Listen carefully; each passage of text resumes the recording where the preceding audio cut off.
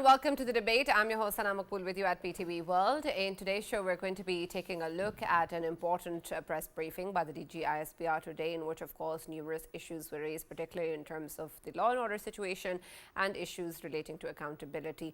And this is something that the DG ISPR spoke about at length in terms of the way that the military installations in the Pakistan Army is going forward with accountability, and the fact that law will take its due course if there is anybody involved for personal gains rather than the interests of Pakistan. And this is, of course, something that has been taken up with reference to the former DG ISI and Lieutenant General Faisal case with reference to what is going on at that front and the kind of working that is being done. He emphasized that the law or the military does not take any action based on accusations or allegations. In fact, it does so only on evidence, and whoever is accused is also has the right to put forward any evidence claiming otherwise. So this is something that he mentioned specifically in terms of how accountability will be across the board for anybody involved for personal gains, and that the law will take its due course, so everybody will have the right to say whatever they want to prove themselves innocent. And so it's important, especially in terms of what this means, both when we talk about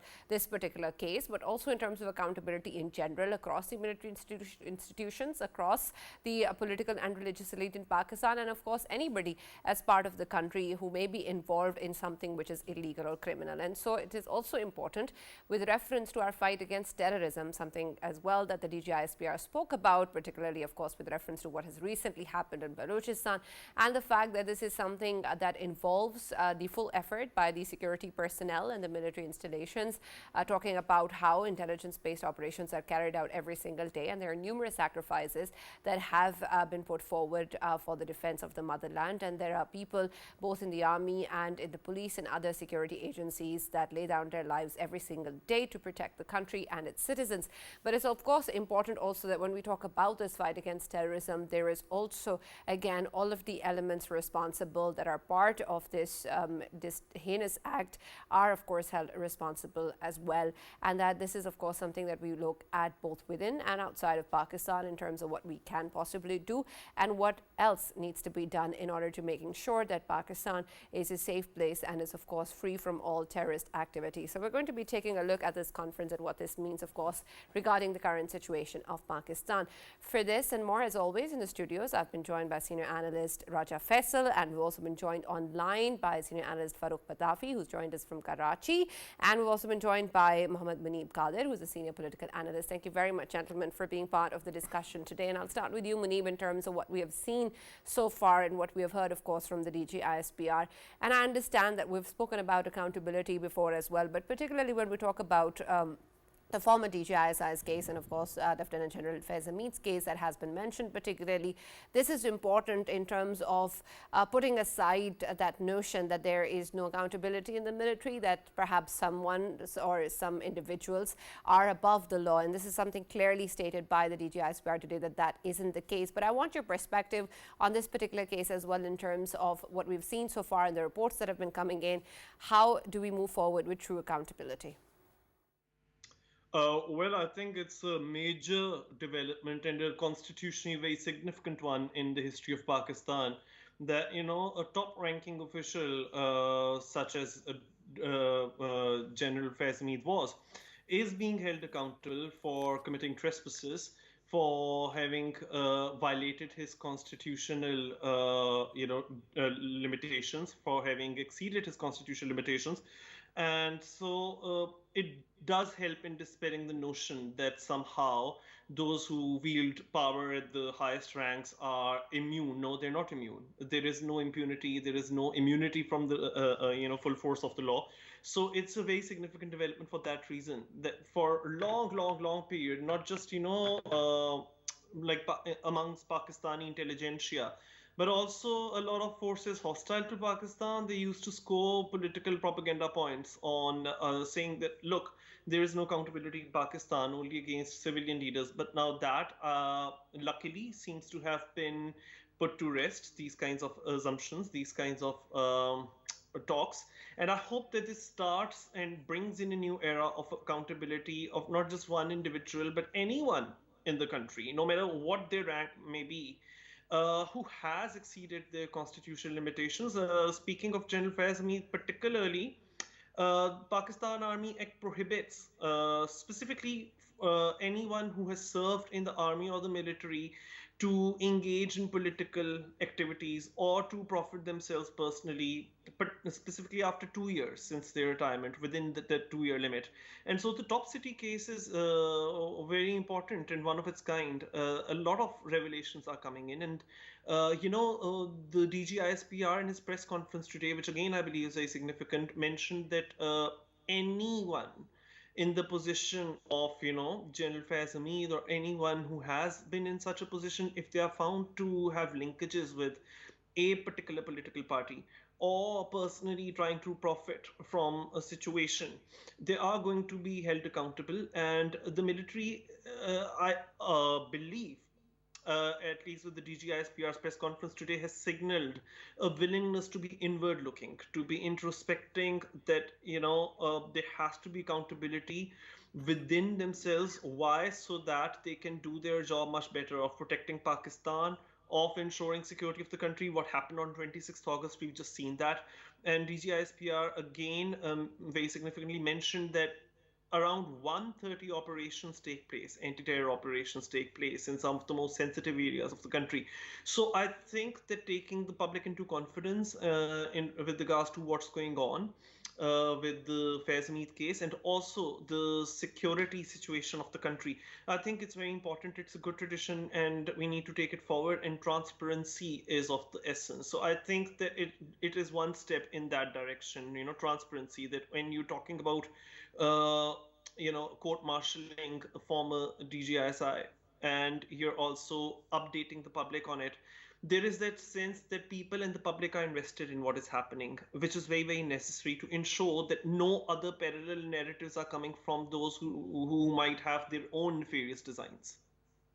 Right, absolutely. And Farrukh, I'd like to further explore this because I want to understand how unprecedented this is, if it is, because I want to understand then that while this perception has been created, why has it been so? Because we've seen, of course, that there are military courts, there is the Pakistan Army Act, there is, of course, a law that takes course whenever there is any indiscrepancy. And so I want to know, in terms of where we stand today, and particularly the fact that this is a high-profile case, is this something new to us in that sense, or in the sense that Muneeb mentioned that it's more in the public and is being talked about by DGISPR and others very openly in terms of accountability?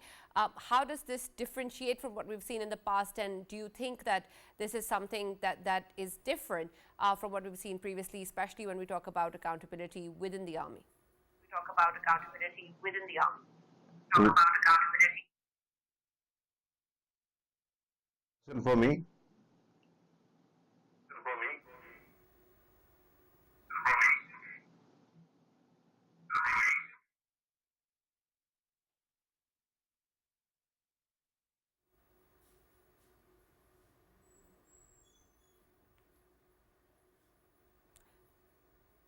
Right.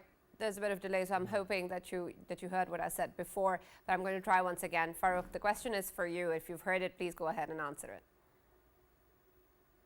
Thank you very much for the question. I think that in the history of this country, we have seen many military trials.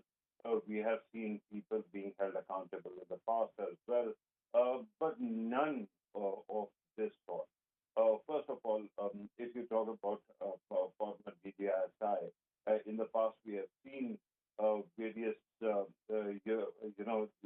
officers also being court-martialed, but there was one case of General Jalbin Butt, who was part of a kind of situation where we saw a military coup.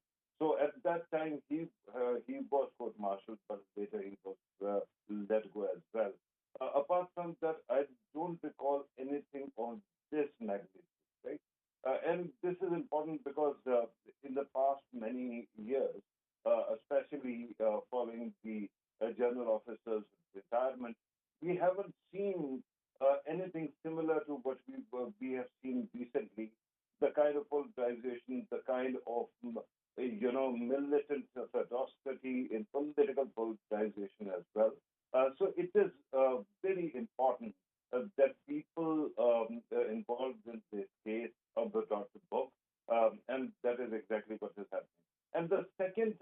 I want to actually talk about regarding this case is the scope of the investigation. As I pointed out last time, I was in the studio and we were talking about this. In this, case actually covers a lot of ground. It starts from 2017 when General Faz was DGC, and after that we hear about his retirement. So there a lot of things happen in the intervening period. If you have been paying attention to media, because our media also keeps on speculating these matters, what we have seen is that people have tried to involve everything that was possible to be involved in this case. So it will be quite intriguing and interesting to see in coming days how this whole case actually unfolds. But one thing is for sure, Army has started, not only started actually, it was continuing for quite some time, but without to public light, this self-accountability process, which must be happening to a lot of people. But that was not all.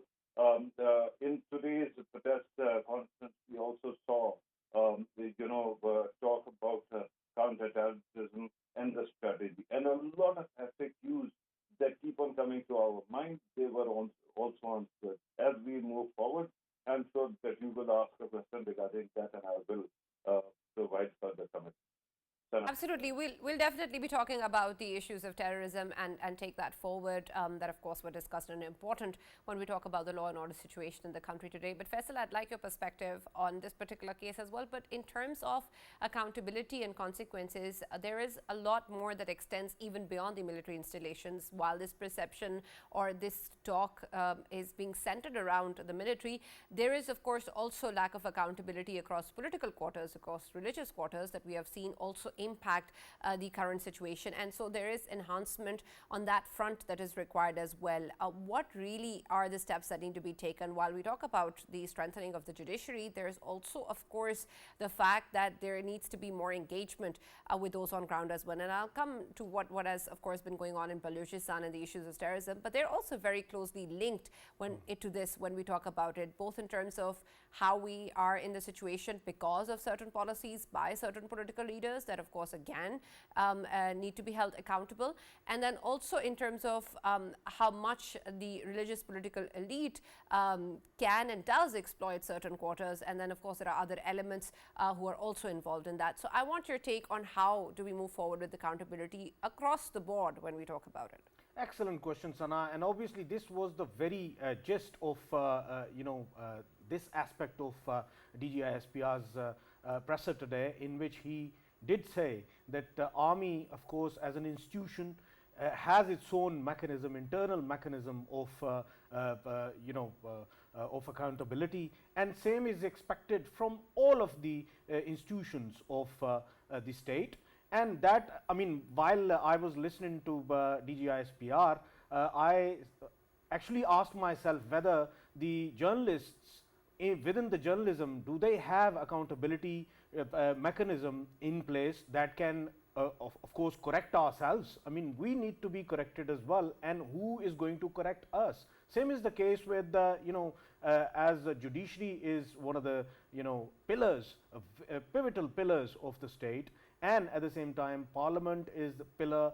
Every single one, they need to, of course, implement this self-accountability within themselves. That's how the nations move on. And of course, if we take the example of the civilian side, we do have National Accountability Bureau that is dealing with the certain cases, but that needs to be, of course, expanded. If we talk about Army itself, Armies as an institution, it has its own mechanism, internal mechanism that starts not only with the certain people who are always sitting there and who are making sure that the accountability is done. No, from the units of the Army it starts. And of course, if we talk about the military intelligence itself, of course, that is 24/7 alert on certain cases. And by the way, this case and the previous DGISI, we remember, who turned Chief of the Army Staff for a span of time, a couple of hours maybe, General Ziauddin Butt. What had happened is both of these cases, they are getting highlighted because of there is a natural romance within our society for this particular position of the military, and that is of course DGISI. People has a romance with it, and that is why it is being highlighted so much. But if we take the example, previous examples of how accountability works within the military, there are several examples of 2 stars, 3 stars or single stars, they get busted by the system itself. And few of them, of course, their names don't come out, reason being, whatever they've done, they got caught and they got punished, and nobody, talks about it. But of course, if we talk about internally, the system is so efficient that if somebody on the lower ranks, like colonels or brigadiers, if they are getting caught, their system of promotions, it does not allow them to get promoted anymore. And of course, they get punishments as well, court-martialed, and all of these cases, they do happen. But this very case is getting famous just because of one reason. Of course, the man we're talking about, he was, of course, DG ISI, and his name is a name that gets discussed on every tea table. Whoever's having a tea, of course, they're talking about it. And wherever we go, being journalists, I mean, whoever we're meeting, everybody is talking about it because there is a romance about it. But now, of course, I think it's a very good job done by the military itself, that they are simply bringing it forward, and to me, I think is the best step forward. But at the same time, the other institutions, like you have mentioned, related to all of these religious segments of the society, they need to, of course, adjust themselves. We know that one aspect of or one side of the religious element, it would always be against the other side of the religious element, just because of few nitty-gritties. They have differences between them, and them differences, they actually they drag it to a level where they start fighting each other. And when it comes to, of course, rule of law, that gets disturbed. Why? Because people keep on getting law into their own hands, and they believe that they have justice in their own hands, and they don't need any state's justice to be, of course, interfering in their own in their affairs. Right. So I think this needs to be adjusted.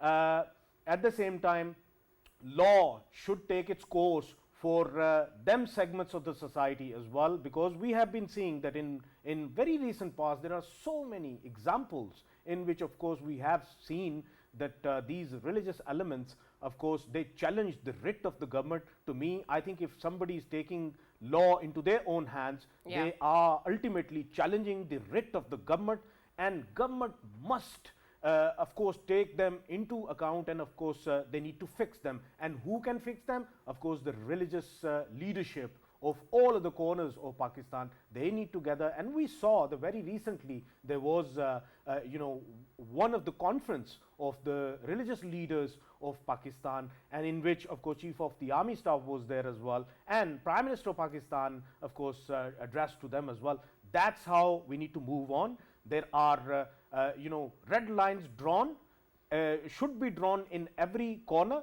so that all of these religious elements, they know what are the red lines and where not to cross them.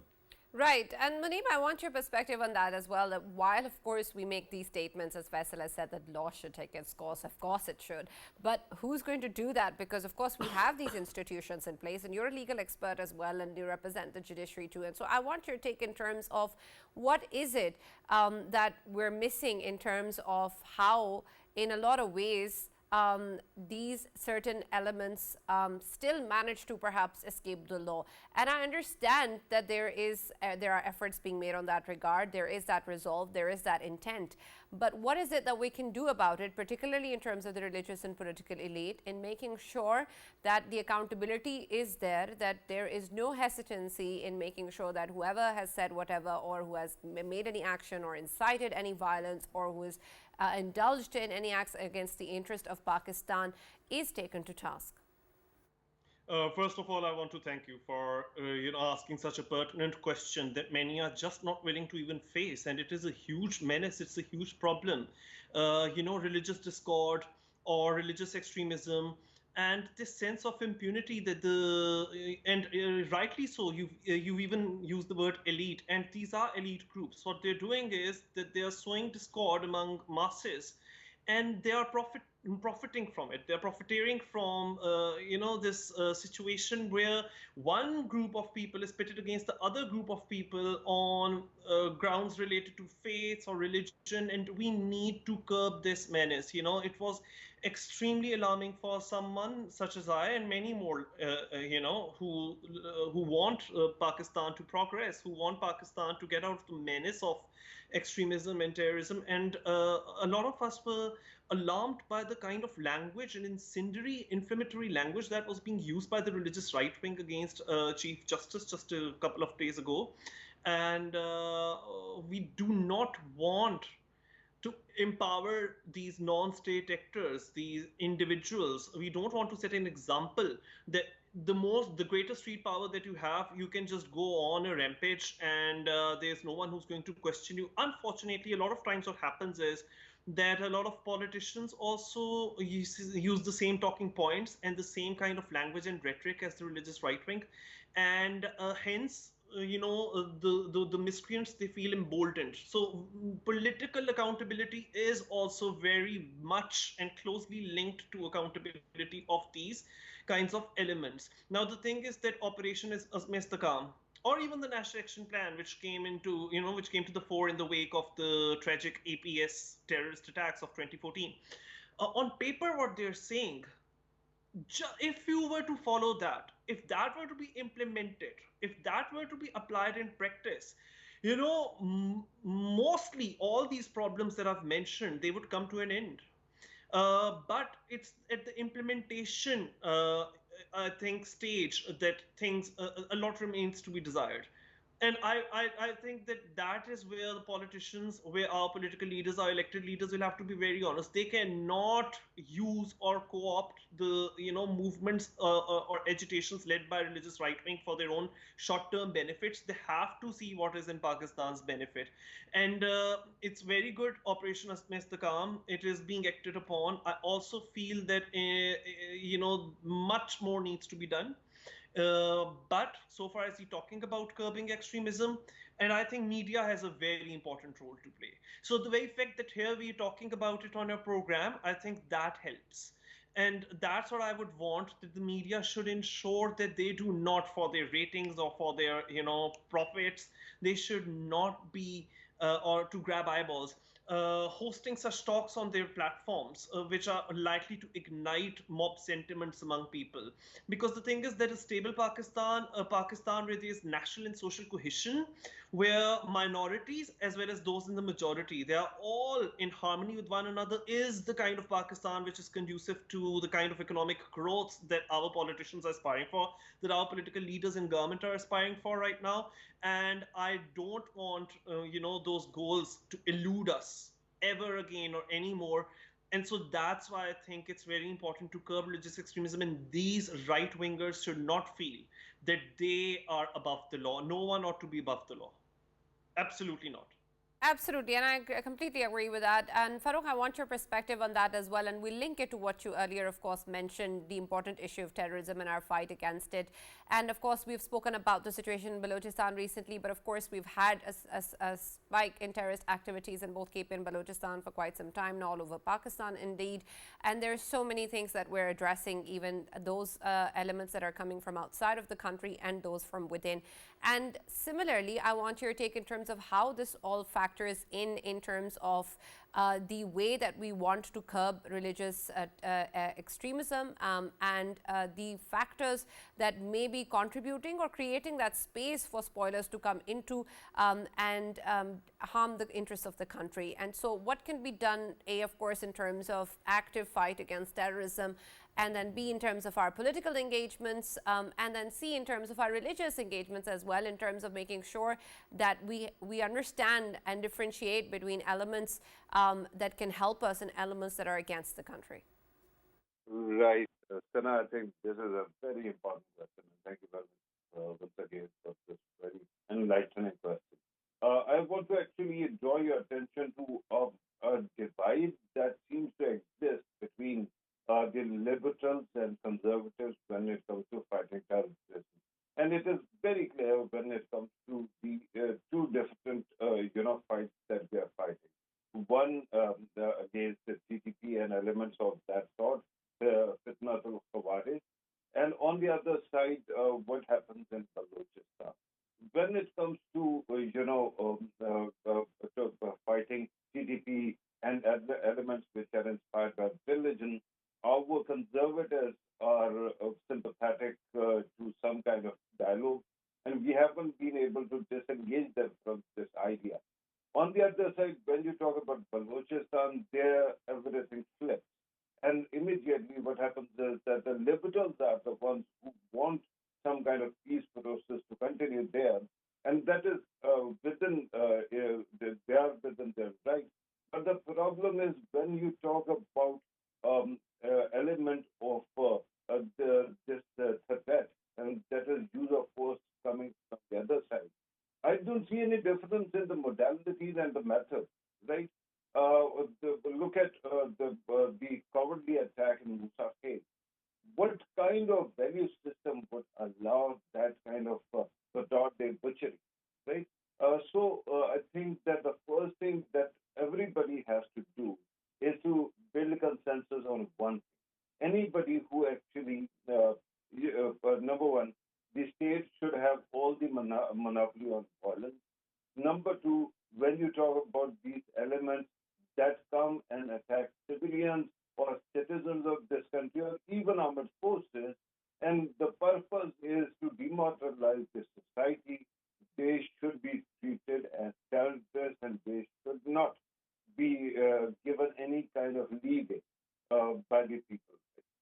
But if you are conservative, you should have the same value system towards PDP that you showed towards, Baloch separatists or some nationalists or violent extremists.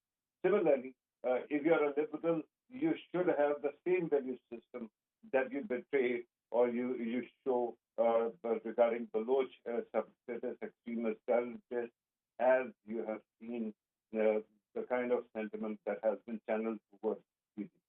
Once we have this thing, then we can build a kind of narrative that is needed. And the problem, Sana, has been that for the past 20, 22 years since this war started, our media, instead of being a force multiplier for the state, has been a force multiplier for some of or all of these elements.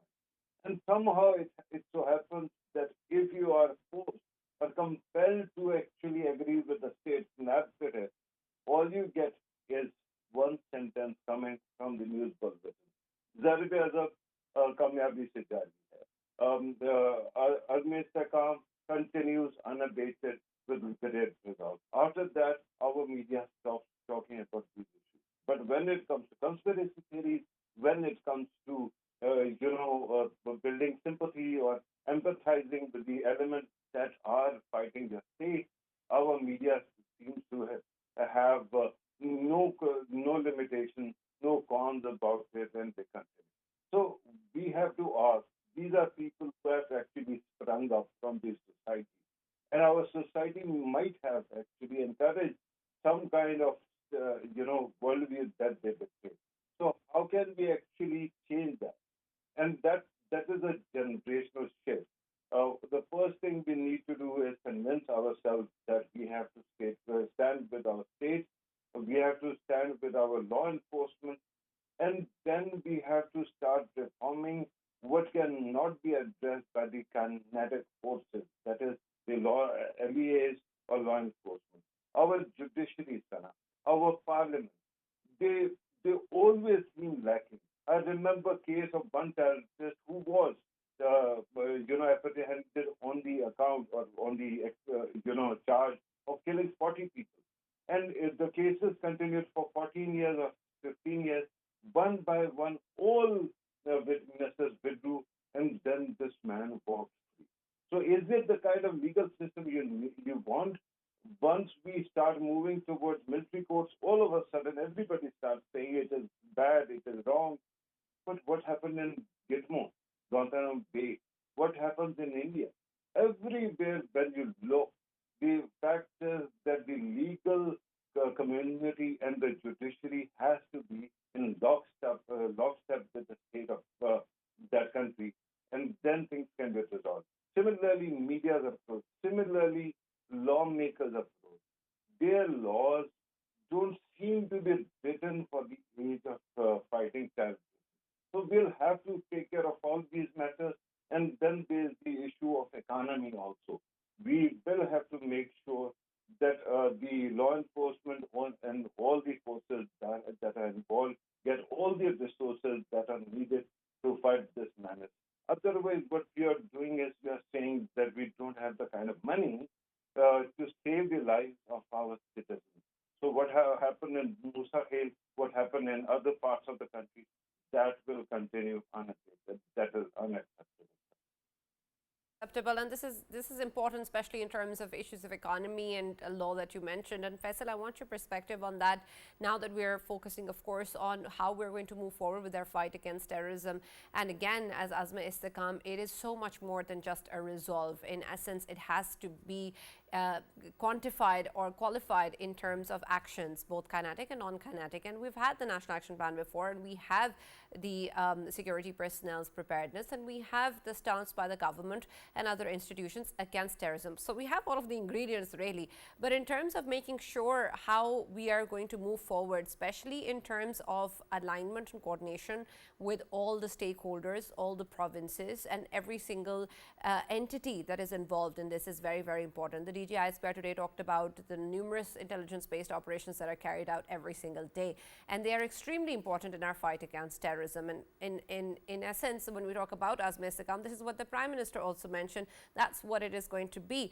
And so I want your take in terms of how do we achieve that in terms of the political realities of different provinces as well, and the kind of responses we've seen as previously as part of when Azma Istikam was announced, and now also in terms of resignations coming in from Balochistan in terms of what the situation is.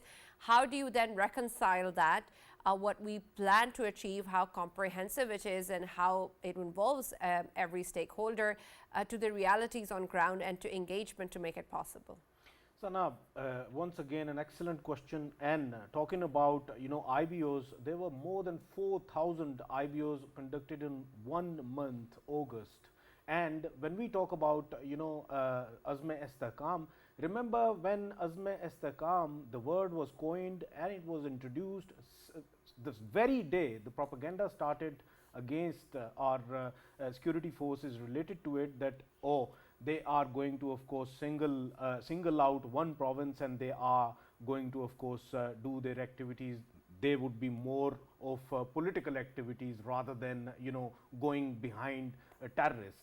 And even at that time, it was said again and again that already existing mechanism of IBOs, it is going to be increased. Yeah. It's not something that the whole province is going to be attacked at once, because on social media there was propaganda which was being promoted and propagated 24/7, in which, just to, of course, hit the the efforts which are being made by our security forces and intelligence services, they were just trying to hinder that. But now, of course, the situation is getting clear. I mean, in 1 single month, more than 4,000 IBOs.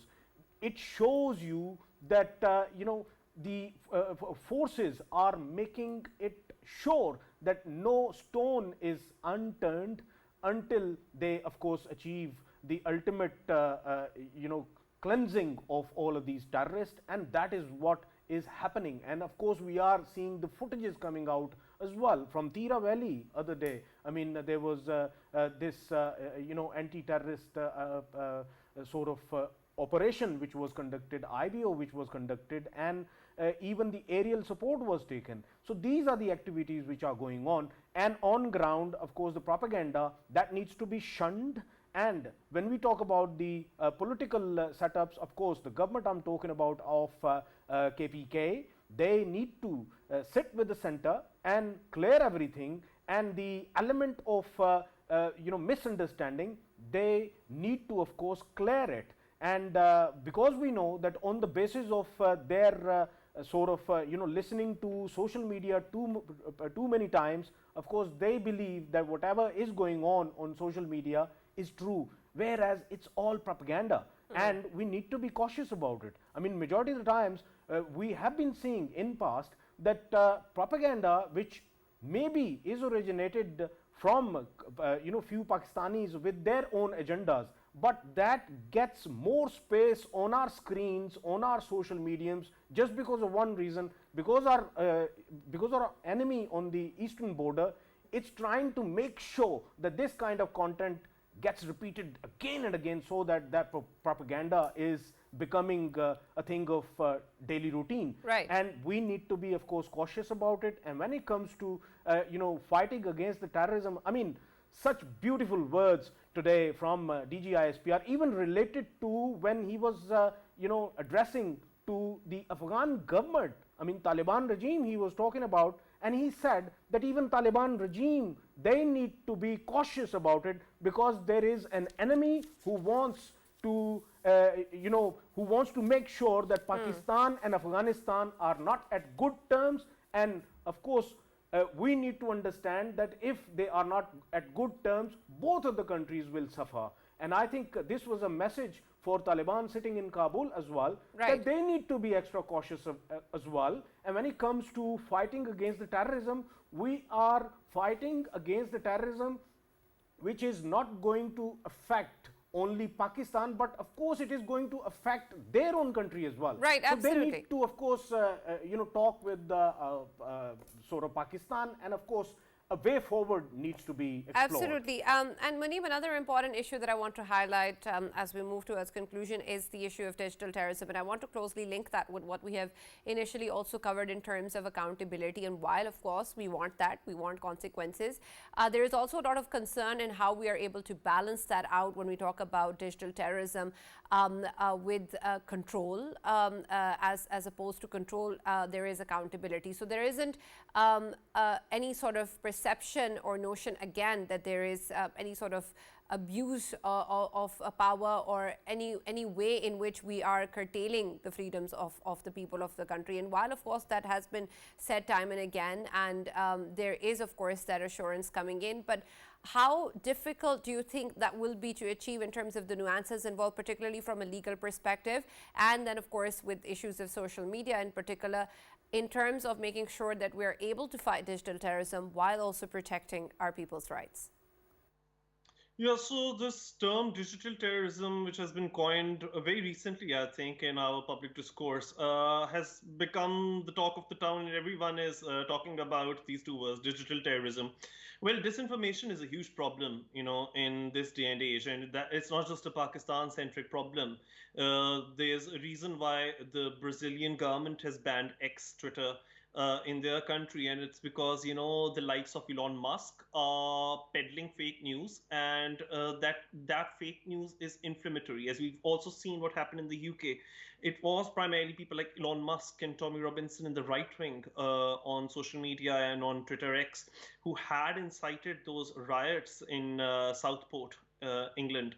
And so that fear also remains very much alive in Pakistan, 9th May or just recently 26th August. So political extremists, religious extremists, or these insurgent groups, all of them pose a threat to national security. I do understand. But at the same time, being a free speech advocate, I do believe it would help a lot that if this were not just to be political rhetoric, we actually had a precise legal definition of what digital terrorism or terrorism for that matter is. And that definition could be and should be very precise, i.e. wherever anyone incites violence against individuals or communities or the state, that kind of speech and that kind of incitement is to be regarded as terrorism and needs to be cracked down upon. because free speech is not an absolute right, it's a qualified right. And it's one which is qualified by, among other things, keeping law and order situation alive across the country. So when I was talking about national cohesion and social cohesion just a while ago, this is exactly what I was talking about. That anyone, whether along ethnic lines or religious lines or ideological lines or political lines, incites violence, that is where the state comes in, because according to a very jurisprudential philosophical doctrine known as social contract, that is the social contract theory, that only state has monopoly over violence. Not just every person or every other person on the road or next person could just take up arms. They can't do that, they shouldn't do that, they ought not do that. So I think that digital terrorism, if you're using social media platforms to create such situation where violence is going to be likely, that is legal processes, and the state need to step in. And because that is what we also expect from the state, and also at the same time. Right, absolutely. And that is, of course, very, very important. But I'm just going to quickly move on to Farrukh as well, particularly, Farrukh, very quickly in terms of what we've discussed earlier as well. And you mentioned the way that this term has also been coined before, or what has been discussed internationally with this as well. But I want your take in terms of what you can share with the audience, but also in terms of what we generally do understand about it when we talk about it. Are we clear on the definitions? Are the decision makers, policy makers, those that are going to implement the issues of digital terrorism clear about the definitions? Right, Sana, and that's the gist of the heart of the problem. And I think why? Because somehow we think that every term that might be in use today might have been actually created by us, which is not true. This term, digital terrorism, you can look it up. There's a 2007 book called Digital Crime and Digital Terrorism by 4 authors, whose names are difficult to pronounce, so I hope you forgive me if I don't even try. But the book is there, and that means that the term has been in use for quite some time. Now, how do we use that is the actual question. And the biggest problem that we have seen with the term terrorism also is that even the UN does not have a consensus definition of terrorism. But usually it was thought that anybody who uses terrorism, violence, to terrorize people is a terrorist. Then it eventually became, because who defines what is terrorism? It is a nation state that defines it.